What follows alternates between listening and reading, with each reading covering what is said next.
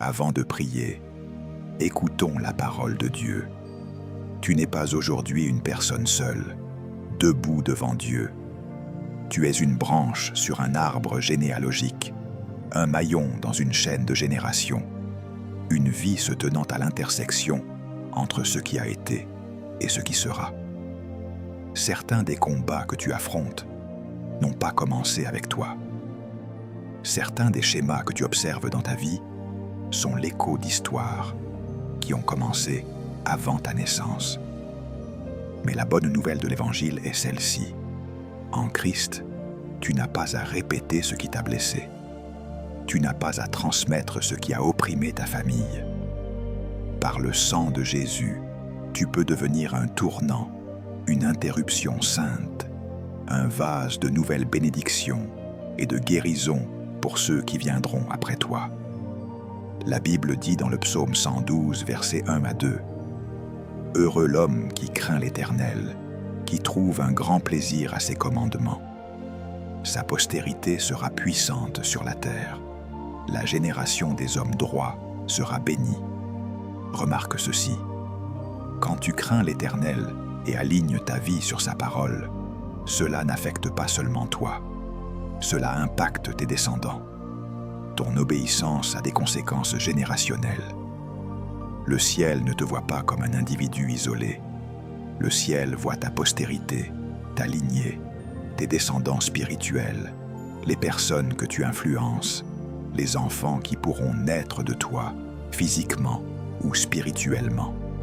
Les choix que tu fais sous l'autorité de Dieu sont des semences qui fleuriront dans la vie de personnes que tu ne rencontreras peut-être jamais de ce côté-ci de l'éternité. En même temps, la Bible n'ignore pas la réalité de l'iniquité et des schémas générationnels.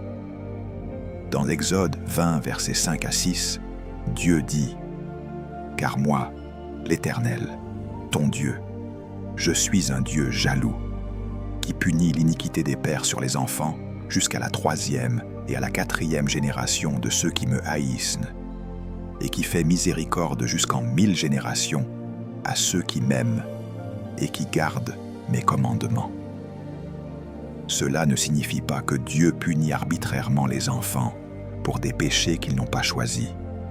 Cela signifie que le péché crée des schémas, des systèmes, des atmosphères qui se répètent à travers le temps. La rupture reproduit la rupture. La violence engendre la violence. L'addiction crée des cycles. L'idolâtrie ouvre des portes à l'oppression qui ne se referment pas automatiquement juste parce que le temps passe. Mais dans le même souffle, Dieu révèle son cœur. Sa miséricorde s'étend plus loin que l'iniquité. Sa fidélité atteint plus loin que la malédiction. Son désir de bénir est plus grand que les conséquences du péché. Là où le péché a écrit une histoire sur ta famille, le sang de Jésus peut en écrire une autre. Peut-être qu'en écoutant ceci, tu peux retracer certains schémas dans ta lignée familiale. Divorce, trahison, rejet, pauvreté qui suit génération après génération, enfants qui grandissent à l'Église mais s'éloignent de Dieu, des hommes qui ne restent jamais, des femmes qui portent seules le fardeau, colère qui explose, paroles qui blessent, secrets enterrés mais jamais guéris, addiction silencieuse, abus cachés, honte dont personne ne parle. Peut-être t'es-tu même dit, c'est juste comme ça dans notre famille, c'est juste notre destinée. Mais l'Esprit de Dieu confronte cette résignation aujourd'hui. Tu n'écoutes pas par hasard. Le ciel place un manteau d'intercession sur tes épaules. Le Seigneur t'appelle à te tenir dans la brèche pour t'aligner, à dire « La douleur a peut-être commencé avant moi, mais en Christ, elle ne continuera pas après moi de la même façon. La malédiction s'arrête et la bénédiction coule. Cela nécessite révélation et abandon. Tu dois d'abord comprendre que par toi-même, tu ne peux pas briser ces chaînes. Tu peux changer ton comportement un temps, essayer d'être différent, prendre des résolutions, mais les chaînes spirituelles ne sont pas brisées par la volonté humaine. Elles sont brisées par l'autorité divine et le sang de l'agneau. Galates 3, verset 13 déclare « Christ nous a rachetés de la malédiction de la loi, étant devenu malédiction pour nous. Sur la croix, Jésus a pris le poids de toute malédiction que le péché pouvait justifier. Il a pris le droit légal de l'ennemi de revendiquer la propriété de ta lignée. Il a été suspendu entre le ciel et la terre, portant non seulement tes échecs personnels, mais le fardeau accumulé des générations. Son sang atteint à la fois le passé et le futur à travers le temps. Quand tu te tiens en Christ, tu n'es plus simplement le produit de ta famille terrestre. Tu es greffé dans une nouvelle lignée, la famille de Dieu. Pourtant, cela n'efface pas ta responsabilité, ni ton besoin d'intercéder.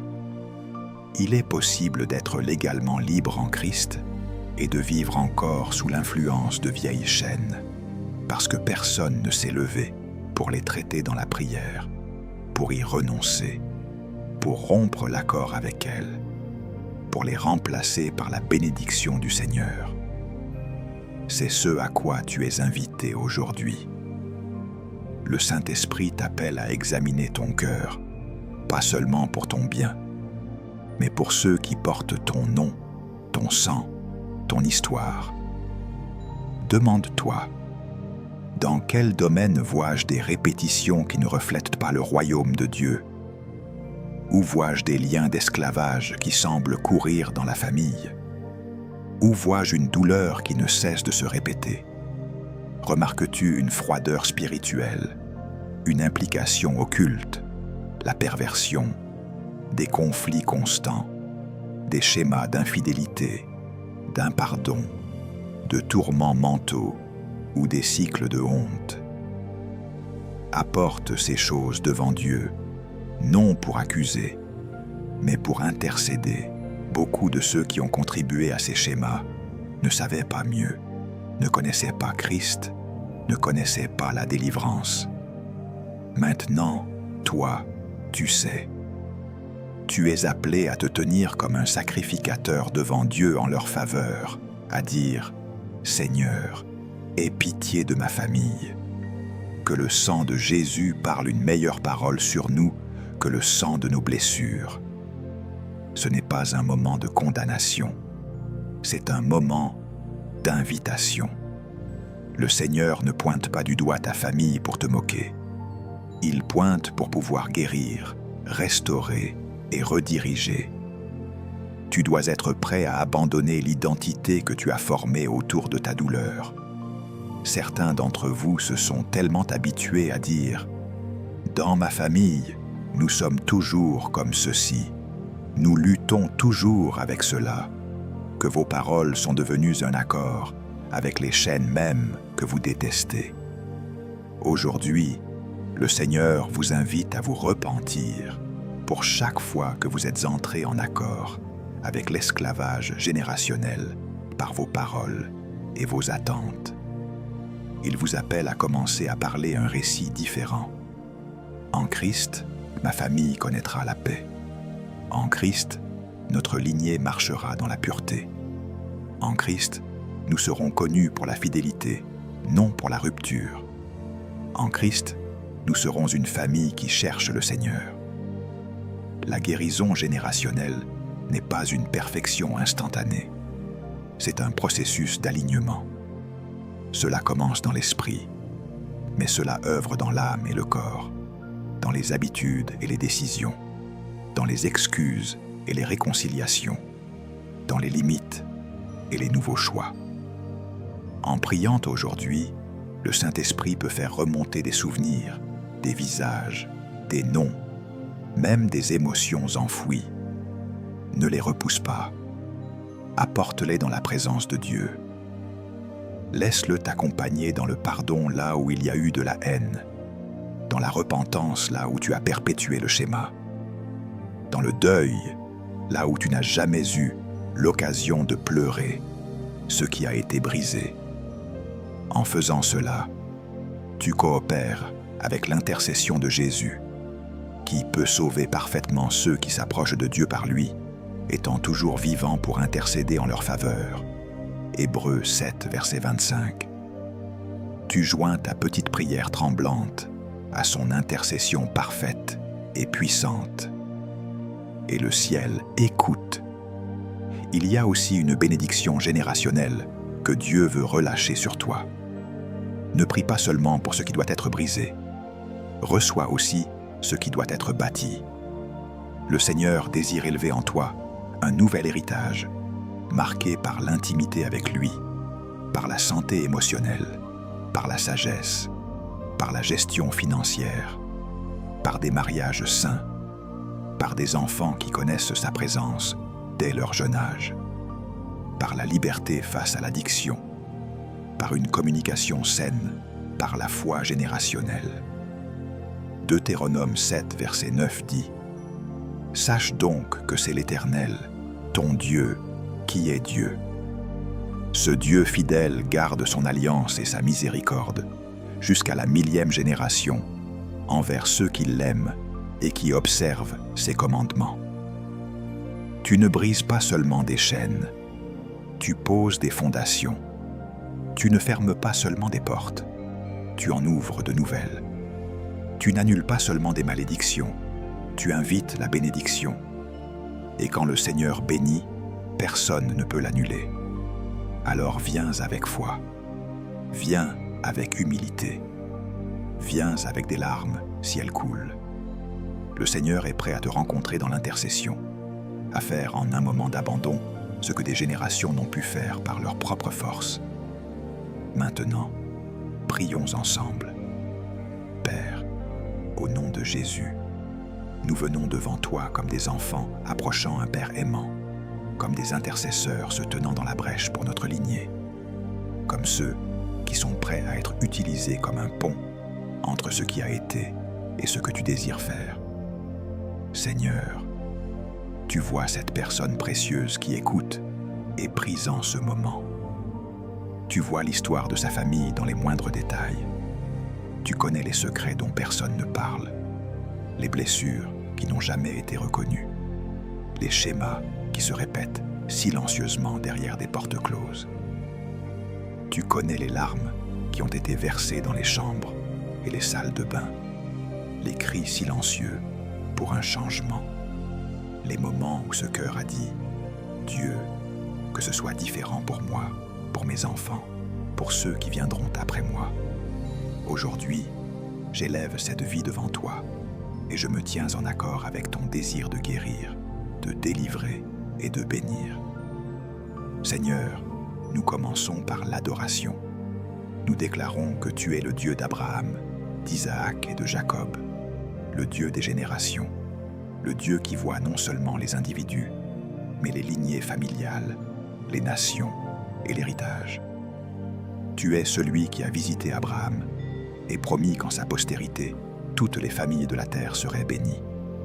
Tu es celui qui a dit dans Ésaïe 59, verset 21, « Quant à moi, voici mon alliance avec eux, dit l'Éternel.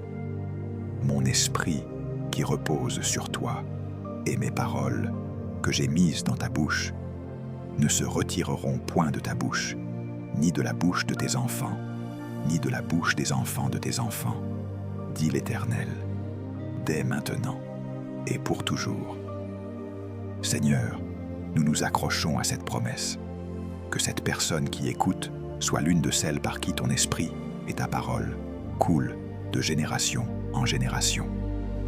Père, nous confessons que dans nos familles, il y a eu du péché, de la rébellion, de l'idolâtrie, de l'impardon et de la désobéissance. Nous ne venons pas prétendre que notre lignée est innocente. Nous savons que tous ont péché et sont privés de la gloire de Dieu. Nous reconnaissons, Seigneur, qu'il y a eu des portes ouvertes, il y a eu des pratiques occultes, de la sorcellerie, de la divination et une dépendance à d'autres esprits. Il y a eu de l'immoralité sexuelle, de l'adultère, des abus, de la perversion secrète. Il y a eu de la haine, de la jalousie, de l'envie et de la division. Il y a eu de la malhonnêteté, de la cupidité, de la fraude et de l'injustice. Il y a eu l'ivrognerie, l'addiction et la violence. Il y a eu l'avortement, l'abandon et le rejet. Nous n'énumérons pas cela pour condamner, mais pour confesser. Nous les plaçons sous la lumière de ta vérité et nous disons, Seigneur, aie pitié de nos familles. Au nom de Jésus, nous nous repentons au nom de notre lignée.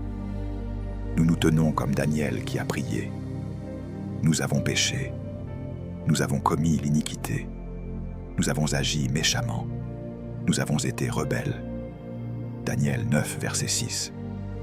Nous nous identifions au péché de nos pères et mères, non pour porter leur culpabilité, mais pour demander la purification de la lignée familiale. Seigneur, pour chaque alliance occulte faite, dite ou non dite, nous invoquons le sang de Jésus. Pour chaque autel élevé à d'autres dieux, physiques ou spirituels, nous invoquons le sang de Jésus. Pour chaque vœu fait dans les ténèbres, chaque pacte fait avec des esprits, chaque rituel accompli, nous plaçons la croix de Christ entre notre lignée et ses revendications. Nous déclarons que Jésus-Christ est devenu une malédiction pour nous, Galates 3, verset 13, et que son sang parle mieux que le sang d'Abel, Hébreux 12, verset 24. Que le sang de Jésus parle maintenant sur cette famille. Qu'il parle pardon là où il y avait de la culpabilité. Qu'il parle purification là où il y avait de la souillure. Qu'il parle liberté là où il y avait de l'esclavage. Qu'il parle vie là où il y avait la mort. Seigneur, au nom de Jésus, nous renonçons à toute malédiction générationnelle qui a opéré dans cette lignée familiale. Nous renonçons à la malédiction de mort prématurée. Nous renonçons à la malédiction de maladies chroniques et d'infirmités qui voyagent d'une génération à l'autre. Nous renonçons à la malédiction de stérilité et de mariage brisé. Nous renonçons à la malédiction de pauvreté, de perte constante et de dévoration financière. Nous renonçons à la malédiction de tourment mental, de dépression, de confusion et de suicide. Nous renonçons à la malédiction d'addiction, que ce soit aux substances, à la pornographie, aux jeux ou à toute autre chose qui a asservi les membres de notre famille. Nous renonçons à la malédiction d'hypocrisie religieuse. Être extérieurement religieux, mais intérieurement endurci. Tout schéma qui s'est tenu en opposition à la volonté de Dieu, nous le plaçons sous le jugement de la croix. Par l'autorité du nom de Jésus, nous rompons l'accord avec ces malédictions. Nous annulons le terrain légal de l'ennemi par le sang de l'agneau. Père, nous te demandons de briser toute chaîne. Là où il y a eu des jougs spirituels placés sur notre cou, à travers les péchés de nos ancêtres, brise-les maintenant au nom de Jésus. Ta parole déclare dans Ésaïe 10, verset 27, que le joug sera détruit à cause de l'onction. Que l'onction du Saint-Esprit coule à travers cette prière, à travers cette voix, à travers cette pièce, et détruise tout joug qui a été transmis. Joug de peur, brisé au nom de Jésus. Joug de honte, brisé au nom de Jésus. Joug d'influence de sorcellerie, brisé au nom de Jésus. Joug de lien d'âme impie et d'enchevêtrement, brisé au nom de Jésus. Joug de condamnation, brisé au nom de Jésus. Esprit du Dieu vivant, agis maintenant et démolis toute structure d'esclavage. Seigneur, nous prions pour la guérison intérieure. Beaucoup de schémas générationnels ont laissé des cicatrices profondes dans ce cœur. Rejet d'un parent, abandon par un père, blessure par les paroles d'une mère, traumatisme dû à la violence au foyer, instabilité, être déplacé d'un endroit à l'autre, ne jamais se sentir en sécurité, ne jamais se sentir désiré. Saint-Esprit, Tu es le consolateur. Avance dans ses souvenirs douloureux. Jésus, marche avec cet enfant à toi dans les pièces de son passé et parle la vérité là où des mensonges ont été plantés. Là où il a cru, je ne vaux pas la peine qu'on reste, remplace-le par « Je t'ai aimé d'un amour éternel ». Jérémie 31, verset 3. Là où il a cru, je suis maudit, rien ne marche jamais pour moi. Remplace-le par « Béni soit Dieu, le Père de notre Seigneur Jésus-Christ, qui nous a bénis de toute bénédiction spirituelle dans les lieux célestes en Christ. » Éphésiens 1, verset 3. Là où il a cru, je vais toujours répéter ce que mes parents ont fait. Remplace-le par « Si quelqu'un est en Christ, il est une nouvelle créature. Les choses anciennes sont passées. Voici, toutes choses sont devenues nouvelles. » 2 Corinthiens 5, verset 17. Guéris son identité, Seigneur. Guéris son image de toi. Guéris son image de lui-même. Seigneur, nous nous repentons aussi pour les façons dont cette personne qui écoute a personnellement perpétué les schémas qu'elle détestait. Pour chaque fois qu'elle a prononcé des paroles de mort sur elle-même ou sur ses enfants, pardonne-lui. Pour chaque fois qu'elle a choisi l'amertume au lieu du pardon, la vengeance au lieu du relâchement, la dissimulation au lieu de l'honnêteté, pardonne-lui. Pour chaque fois qu'elle s'est tournée vers l'addiction pour faire face, pardonne-lui. Pour chaque fois qu'elle s'est engagée dans le même péché sexuel, la même colère, la même négligence, la même passivité qui l'a blessée étant enfant, pardonne-lui.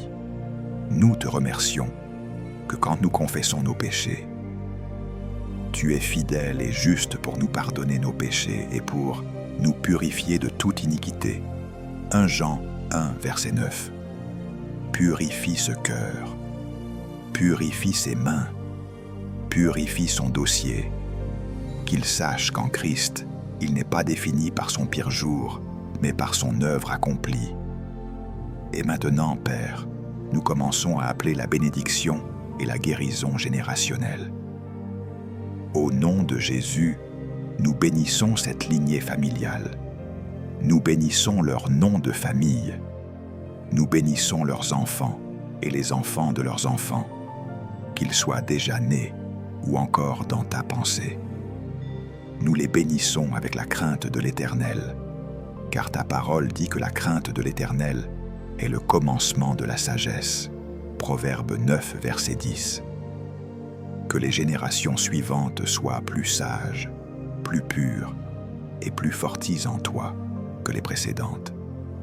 Qu'ils aiment ta présence plus que le divertissement, ta parole plus que les opinions, ta vérité plus que les tendances. Nous bénissons cette lignée avec des mariages d'alliance qui reflètent Christ et l'Église. Que les cycles de trahison, d'adultère et de foyers brisés soient remplacés par la fidélité, l'honneur mutuel et l'amour sacrificiel. Élève des maris qui prient, qui dirigent avec humilité, qui protègent et servent leur famille. Élève des femmes fortes en esprit, pleines de grâce, vêtues de dignité et enracinées dans ta sagesse. Que les enfants de cette lignée grandissent en voyant à quoi ressemble un foyer pieux, même si cette personne qui écoute ne l'a jamais vu elle-même. Seigneur, nous bénissons cette lignée avec la santé émotionnelle. Que la colère qui a explosé dans les générations précédentes soit remplacée par la maîtrise de soi et la tendresse. Que le silence qui a enterré les traumatismes soit remplacé par des conversations sûres et la guérison. Que la manipulation et le chantage émotionnel soient remplacés par l'honnêteté et la repentance. Que de nouveaux schémas de communication se forment, des schémas d'écoute, de compréhension et de réconciliation. Que cette personne qui écoute soit une pionnière d'une autre voie pour s'excuser, pardonner, chercher conseil briser l'habitude de faire semblant et enfin marcher dans la vérité. Nous bénissons cette lignée avec la santé physique. Là où il y a eu des maladies générationnelles, diabète, maladies cardiaques, cancer, maladies mentales qui ont traversé l'arbre généalogique, Seigneur, nous te demandons au nom de Jésus de placer une ligne du sang de Christ et de dire « Plus jamais ». Que la sagesse en matière d'alimentation, de repos et de soins soit libérée. Que le Saint-Esprit les guide dans des décisions pratiques qui s'accordent avec la guérison que tu veux apporter. Que les corps de cette lignée deviennent des temples où ton esprit est honoré, non abusé. Seigneur, nous bénissons cette lignée avec la sagesse et la provision financière.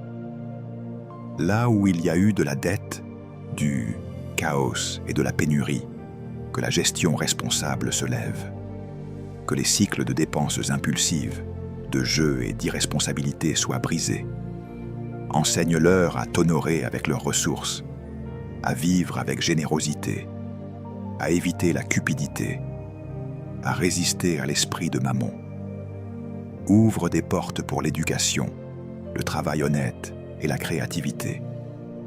Que les générations suivantes aient une relation différente avec l'argent, non comme un maître, mais comme un outil pour ta gloire et leur mission. Nous bénissons cette lignée avec des appels et des ministères. Élève des pasteurs, prophètes, enseignants, évangélistes, adorateurs, intercesseurs, entrepreneurs du royaume et professionnels pieux. Que cette lignée produise des hommes et des femmes qui portent ta présence dans toutes les sphères. Éducation, affaires, gouvernement, art, médias, sciences. Que les prières de cette personne qui écoute deviennent une rivière qui arrose le destin de ceux qui viendront après elle. Quand un enfant de cette lignée s'agenouillera pour prier dans des années, que le ciel se souvienne de la prière prononcée en ce moment. Que cette intercession résonne à travers le temps. Saint-Esprit, je te demande de reposer sur cette personne qui écoute d'une manière spéciale. Revêt-la comme un intercesseur générationnel. Donne-lui des rêves, des fardeaux et une perspicacité prophétique concernant sa famille qui conduisent à plus de prières, non à la peur. Enseigne-lui comment tenir ferme quand la guerre spirituelle survient. Enseigne-lui comment appliquer le sang de Jésus, comment déclarer les Écritures, comment jeûner quand tu le guides, comment persévérer quand rien ne semble changer. Rappelle-lui que certaines chaînes sont épaisses et nécessitent des coups persistants dans la prière, mais que chaque coup compte. Rappelle-lui qu'elle ne prie pas seule. Jésus lui-même intercède avec elle. Et Seigneur, quand le découragement vient et qu'elle sent que la bataille est trop grande, murmure à son cœur que tu es plus grand. Rappelle-lui que le temps de l'ennemi est limité, mais que ton royaume est éternel. Rappelle-lui que le même Dieu qui a transformé l'histoire familiale de Joseph, faite de trahison, en une histoire de préservation, peut aussi racheter la sienne. Rappelle-lui que le même Dieu, qui a pris un persécuteur comme Paul et l'a transformé en apôtre, peut transformer n'importe qui dans sa famille. Rappelle-lui que rien n'est trop difficile pour toi. Jérémie 32, verset 27. Père, alors que nous clôturons ce temps d'intercession, je prononce une bénédiction sur cette personne qui écoute. Au nom de Jésus, je te bénis comme une porte dans ta famille. Je te bénis comme un pont entre ce qui était et ce que Dieu désire. Je bénis tes prières pour qu'elles portent du poids dans l'esprit. Je bénis tes larmes pour qu'elles arrosent les semences du changement. Je bénis ta faiblesse pour qu'elle devienne un lieu où la force de Dieu est révélée. Je bénis ton esprit pour qu'il soit libre des pensées tourmentantes sur l'histoire de ta famille. Je bénis ton cœur pour qu'il soit gardé par la paix de Dieu. Je bénis ton avenir pour qu'il soit rempli de témoignages de restauration. Tu ne seras pas défini par les malédictions qui couraient dans ta lignée. Tu seras défini par le sang de Jésus qui coule sur ta vie. Tu n'es pas la fin de quelque chose. Tu es le début de quelque chose de nouveau en Dieu. Si ton cœur est d'accord avec cette prière, je t'invite à répondre par la foi. Écris « Amen » comme un signe que tu te tiens en accord avec la volonté de Dieu pour les bénédictions et la guérison générationnelle. S'il y a des combats spécifiques dans ta famille, addiction, maladie, division, implications occultes, relations brisées, ne les garde pas cachés. Partage tes demandes de prière afin que d'autres puissent se tenir avec toi dans l'intercession. Tu n'as pas à combattre cela seul. Et maintenant, que la grâce et la paix de notre Seigneur Jésus-Christ, l'amour de Dieu le Père et la douce communion du Saint-Esprit reposent sur toi et sur ta maison. Que sa présence remplisse ton foyer, que sa main couvre ta famille, que sa bénédiction réécrive ton histoire, que sa miséricorde visite tes générations. Au nom puissant de Jésus. Amen.